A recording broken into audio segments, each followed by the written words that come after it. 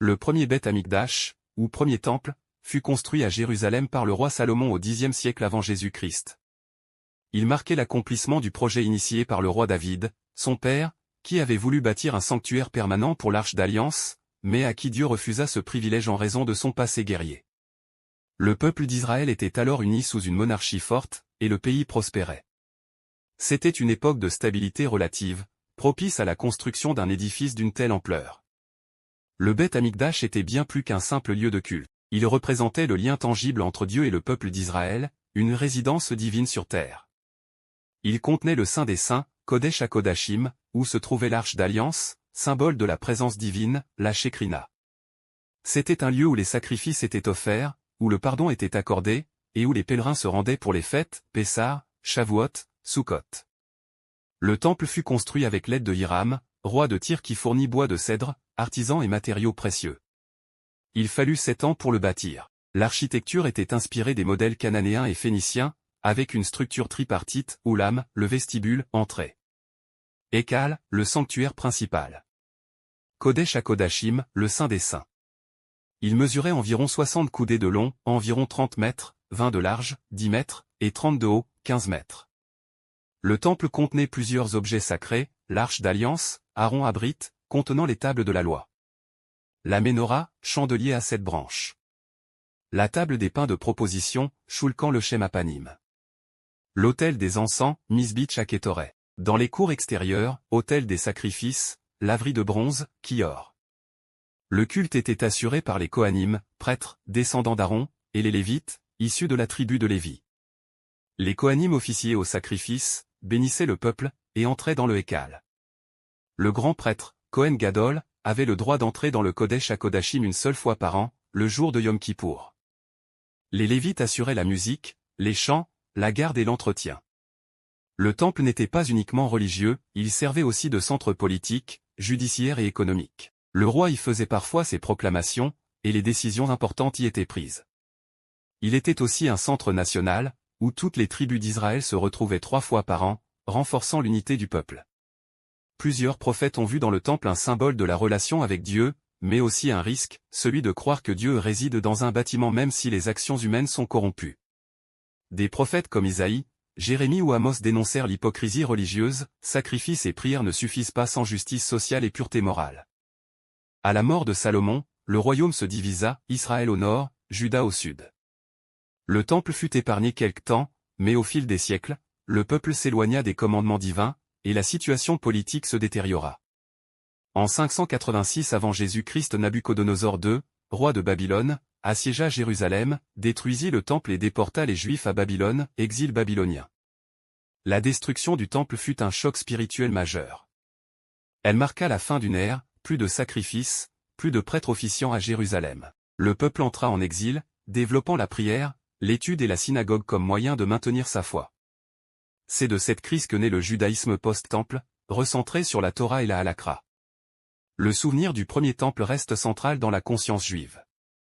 Chaque prière, chaque mariage, chaque construction comporte une allusion à la destruction du temple. La fête de Tisha B'Av commémore cette perte.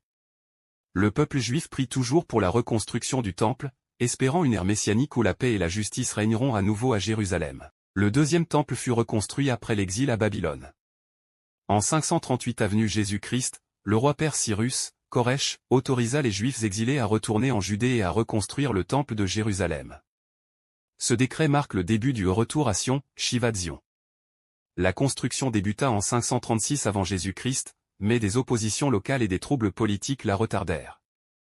Finalement, sous l'impulsion des prophètes Agé et Zacharie, les travaux furent achevés en 516 avant Jésus-Christ, soit 70 ans après la destruction du premier temple. Ce temple, construit sous la direction de Zérubbabel, descendant de David, et du grand prêtre Yeshua ben Yehotsadak, était beaucoup plus modeste que le temple de Salomon. Certains anciens, témoins du premier temple, pleuraient en voyant sa simplicité.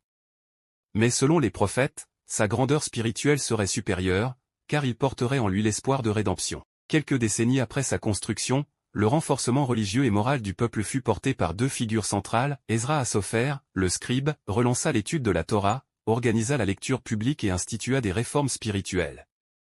Néhémie, gouverneur nommé par la Perse, reconstruisit les murailles de Jérusalem et réorganisa la société selon la loi juive.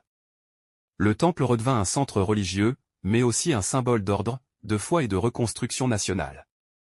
Le service du deuxième temple reprenait les rituels du premier, sacrifices, encens, offrandes, prières, etc. Mais plusieurs éléments majeurs manquaient, l'arche d'alliance n'était plus présente dans le Saint des Saints. La présence divine manifeste, Shekinah, n'était plus visible. Le feu divin sur l'autel n'existait plus.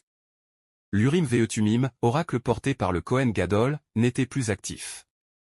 Ces absences étaient perçues comme des signes que la plénitude divine du premier temple n'était pas encore revenue. Vers l'an 20 avant Jésus-Christ, le roi Hérode le Grand, vassal de Rome, entreprit une rénovation massive du deuxième temple pour gagner en popularité et rivaliser avec les plus grands sanctuaires du monde romain. Il agrandit le mont du temple, Arabéi, reconstruisit l'enceinte avec des pierres massives, et embellit le sanctuaire avec marbre, or et structures monumentales. Ce temple d'Hérode est celui que connaîtra la génération de Jésus et des sages du Talmud. Le temple était dirigé par un grand prêtre, Kohen Gadol, assisté de nombreux Kohanim. Les Lévites chantaient et jouaient de la musique. Plusieurs groupes religieux se disputaient l'autorité, les Sadducéens, Tsédoukim, aristocratie sacerdotale, proche du pouvoir. Les pharisiens, Perouchim, enseignants de la loi orale, ancêtres spirituels du judaïsme rabbinique.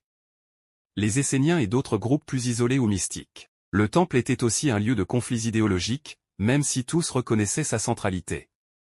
Des milliers de Juifs faisaient le pèlerinage à Jérusalem lors des fêtes de Pessah, Shavuot et Sukkot. Les sacrifices étaient au cœur du culte, mais la prière publique prenait de l'ampleur. Des institutions comme le Sanhédrin, Cour suprême, siégeaient à proximité. Des marchés, commerces de bêtes et monnaies s'étaient installés autour du temple, ce qui créa des tensions entre foi et profit. La domination romaine en Judée, depuis -63, exacerba les tensions. En 66 après Jésus-Christ, une révolte juive éclata contre l'Empire. En l'an 70 après Jésus-Christ, l'empereur Titus assiégea Jérusalem.